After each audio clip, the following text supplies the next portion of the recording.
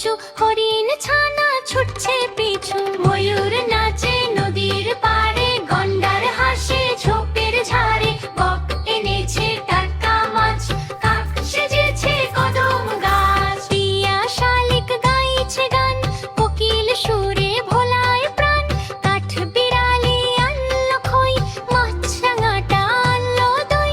মৌমাছিরা আনলো মধু, সাজলো এবার বাঘের বধূ। ব্যাঙেরা গায় গান্নর গ্যাং, হরিণ নাচে তুলেছে।